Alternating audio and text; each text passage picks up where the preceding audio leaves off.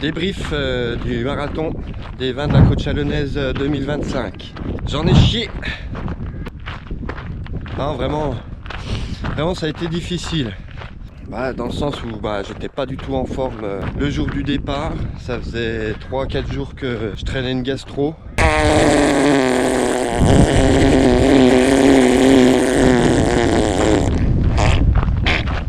Niveau préparation physique, c'était pas ça non plus. Faut dire que j'ai fait une prépa qui était assez légère, on va dire, pour un marathon.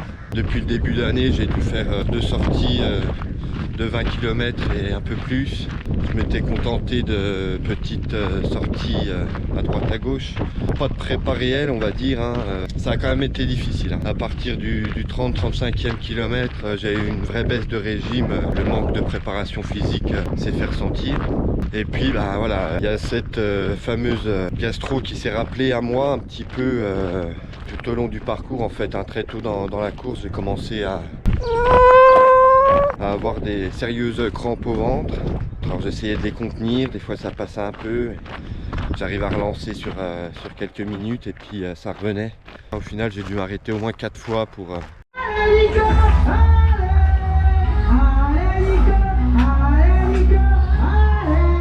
Je pouvais pas vraiment tenir d'allure parce que à chaque fois les crampes de ventre me forçaient à ralentir. Du coup voilà, ça a été un peu difficile par rapport à ça. Néanmoins, j'ai quand même passé un très bon moment. J'ai quand même pu profiter un petit peu de ce marathon festif parce que c'est vraiment super bien animé. Il y a une ambiance dingue. Les organisateurs font tout ce qu'il faut pour que les gens puissent faire la fête. C'est vraiment superbe. Il y a des gens qui viennent vraiment pour ça. Il y a plein de gens costumés. C'est vraiment une grande fête. La fête de la course à pied. C'est superbe. Une belle ambiance.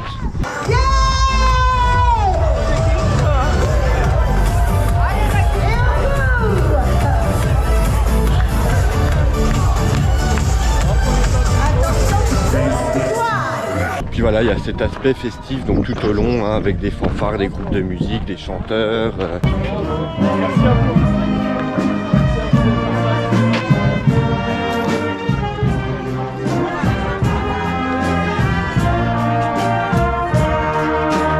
Vous pouvez manger des ormerettes, des escargots, manger des gougères, du jambon persillé. Pour ceux qui viennent vraiment pour le faire en mode détente, en mode amusement, le format est vraiment étudié pour ça. C'est vraiment la grande fête.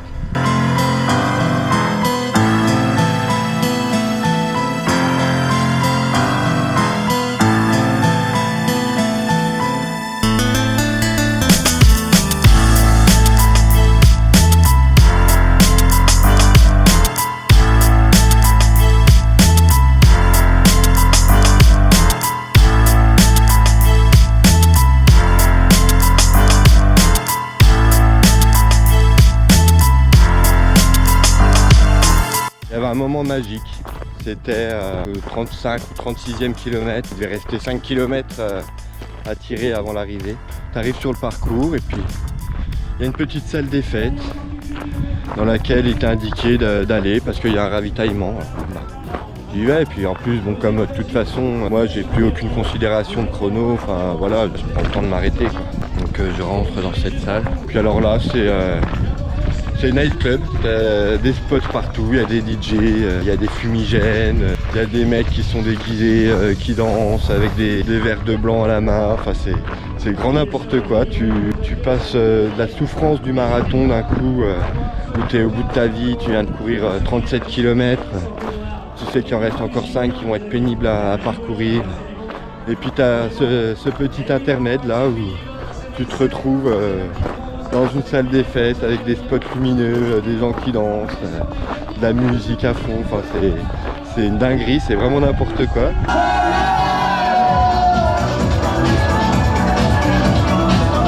Et pour les autres, il y a du coca, il y a de l'eau.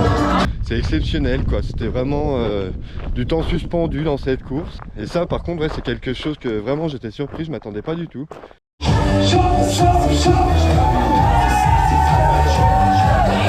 Allez, c'est le marathon de la Côte Chalonnaise. On est en excès, c'est le pays du Gimonin. Pour ceux qui veulent du coca, qui veulent de l'eau, n'hésitez pas.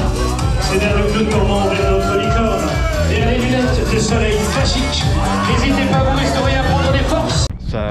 voilà, ça rebooste et franchement, le fait d'être passé là dans cette petite bulle là, dans ce petit nightclub improvisé, ça m'a redonné un peps de fou pour finir la course finalement. Et hop, derrière ça a déroulé quoi. Ouais, vraiment, ça m'a donné un sacré boost pour terminer la course. C'était superbe. Et toi, t'en as pensé quoi du marathon? C'était bien ou pas? Hein? Bravo. Ah mon beau. Ah oui hein. Brave bête. Dans tous les cas, j'allais pas pour faire une performance. Comme je l'ai dit, j'avais pas du tout la préparation physique nécessaire pour chercher un chrono. Donc de toute façon, c'était pas du tout l'objectif. Ça aurait dû passer sur 4 heures.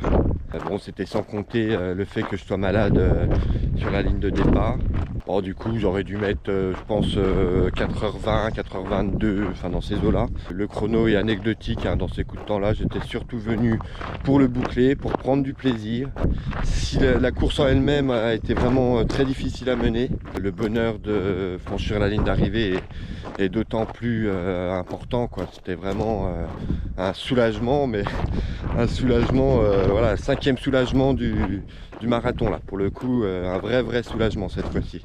Et étonnamment, après, j'avais plus du tout envie de... voilà, ça restera quand même des bons souvenirs, vraiment une très belle ambiance. J'ai eu des échanges plutôt sympas avec les autres participants tout au long de la course. Puis de toute façon, ça reste l'esprit marathon. Quel que soit l'endroit où on se trouve dans le classement du marathon, qu'on joue les premiers rôles, qu'on soit un peu plus derrière, qu'on soit carrément à la queue de la course, dans tous les cas, il arrive un moment où on va être amené à courir avec des gens qui sont dans la même galère, dans la même détresse, dans la même souffrance. En termes d'humanisme, de solidarité, c'est quelque chose de fort. Les gens se soutiennent. Quand il y en a un qui commence à marcher sur le côté, on a toujours quelques-uns qui passent à côté, qui lui donnent une petite tape sur l'épaule, qui disent allez mon gars, ça va le faire. Tu vois, c'est cet esprit-là qu'on aime aussi beaucoup dans la course à pied hein, et qui existe Oh putain, j'ai failli me tendre la cheville. Hein. Oui, parce que quand je me fais bobo, j'ai un accent comme ça du sud qui me vient et je ne sais pas pourquoi. C'est comme ça.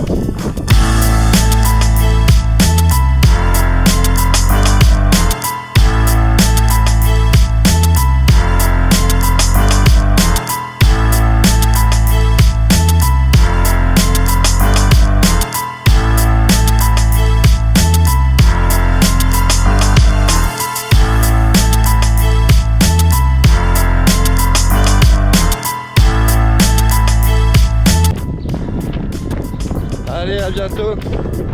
Croyez en vous. Soyez forts.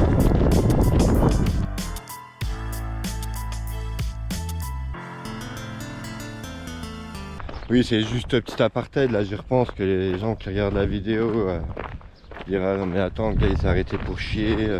C'est même pas torché le cul. Dégueulasse. J'avais prévu, voilà, PQ en conséquence, hein, parce que je savais. Hein, je suis pas à mon coup d'essai.